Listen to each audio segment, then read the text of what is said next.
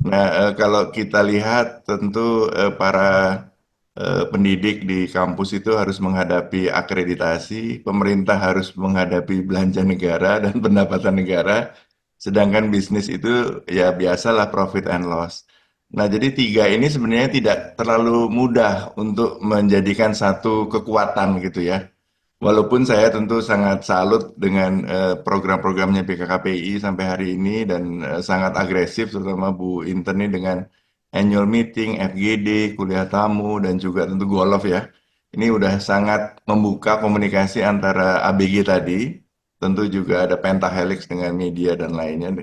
Itu sudah saya kira sebuah terobosan. Tapi saya kira BKKPI perlu sampai di sini ya, perlu disampai di sini. Tidak hanya tentu berkomunikasi tentu harus dan juga melebarkan jejaring, tapi juga memberikan solusi. Nah, jadi kalau boleh saya ceritakan dulu itu Pak Tatang Hernas, Pak Tirto, Pak Imam dari mesin itu mencetuskan biodiesel. Biodiesel tersebut kemudian menjadi terobosan yang luar biasa menurut saya, menjadi industri yang sangat raksasa. Dan saat ini angka-angkanya bisa dilihat bahwa bisa menghemat devisa, memproduksi CPO-nya menjadi apa solar dan juga menjaga harga CPO sehingga subsidi biodiesel itu justru dapat datangnya dari ekspor pajak CPO ke dunia karena memang harganya tinggi terus tidak pernah jatuh.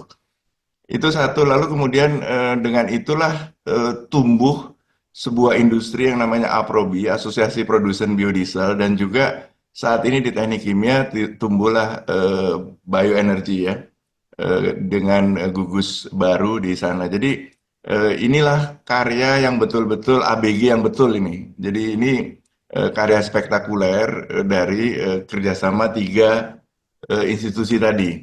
Nah, tapi saya juga ingin tidak hanya biodiesel, tapi juga ini nih, saya ingin cerminkan satu satu pengalaman yang kebetulan nanti juga minta tolong Bu Inten waktunya kepada Pak Sule, Pak Anggit, Pak Aksa, Pak Sanggono kalau berkenan. Ini juga terobosan. Jadi saat tahun 2017 waktu Pak Wirat menjadi Dirjen Migas, beliau kebetulan dari akademia ya, mencetuskan jauh ke depan dulu, jauh ke depan. Beliau mencetuskan namanya Center of Excellence CCS 2017.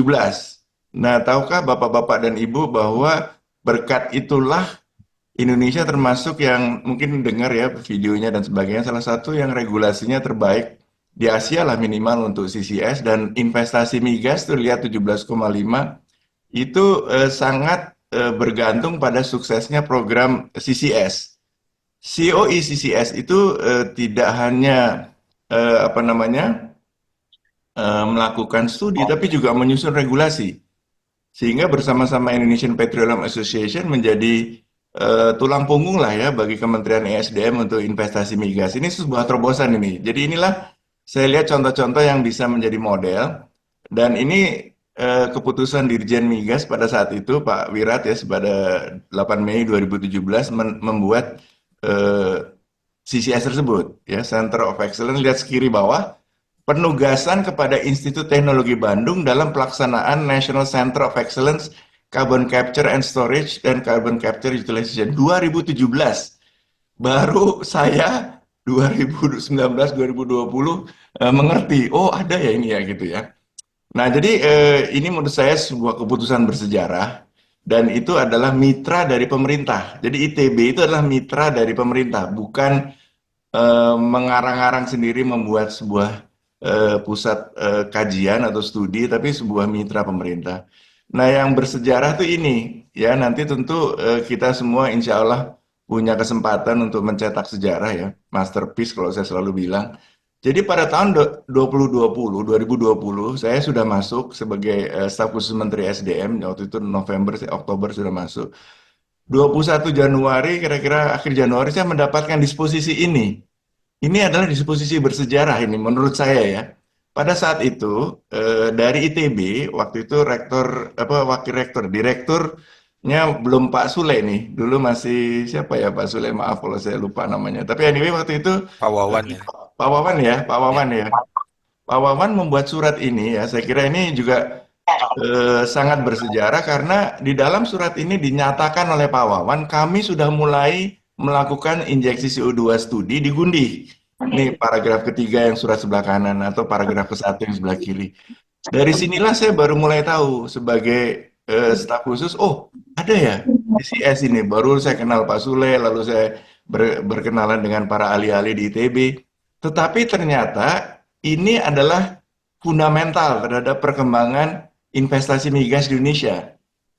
Nanti bisa dijelaskan oleh Pak Sule, sebenarnya menyusun regulasi Permen ESDM 2023 itu Pak Sule sebenarnya.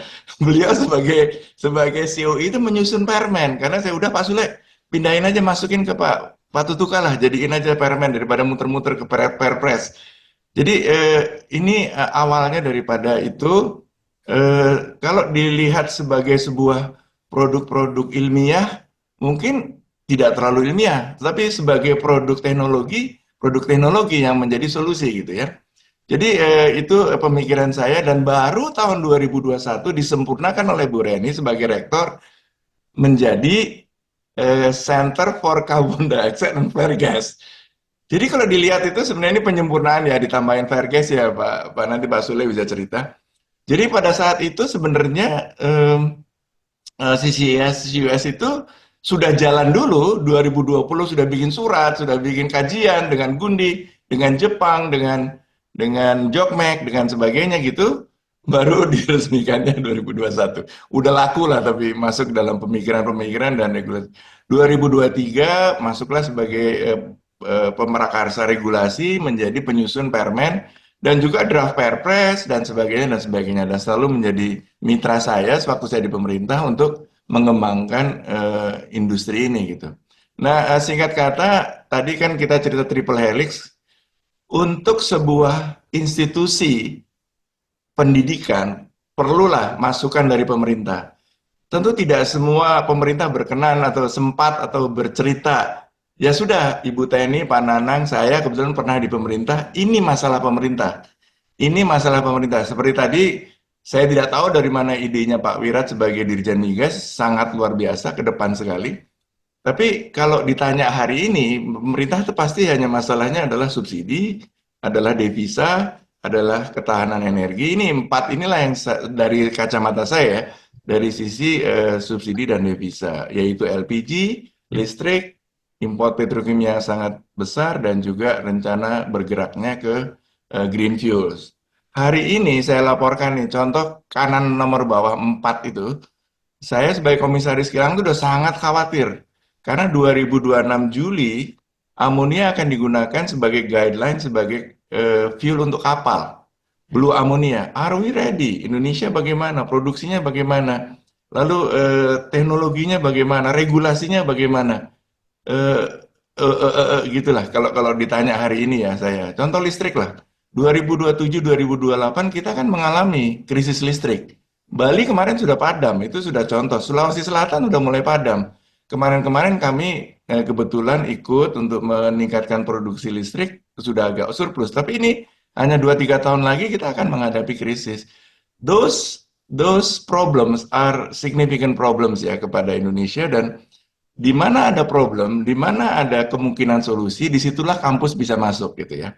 Nah, jadi kembali saya ini kan sebelum saya tutup, saya sarankan kepada BKKPI, apa yang dilakukan sudah tentu saya sangat salut dan apresiasi sekali, mengkomunikasikan antara ABG dan nanti mungkin sampai ke pentahelix. Tapi nanti coba kita dengarkan dari Pak Bagio ya, bahwa apa yang terjadi di kampus dan apa yang dilaksanakan dalam kegiatan sehari-hari penelitian tuh bisa menjadi solusi bangsa gitu ya, menjadi solusi pemerintah. Tapi harus tadi teknis, keekonomian, dan regulasi. CCS kalau Pak Sule nggak bicara regulasi, nggak disusun bersama, nggak ada gunanya juga.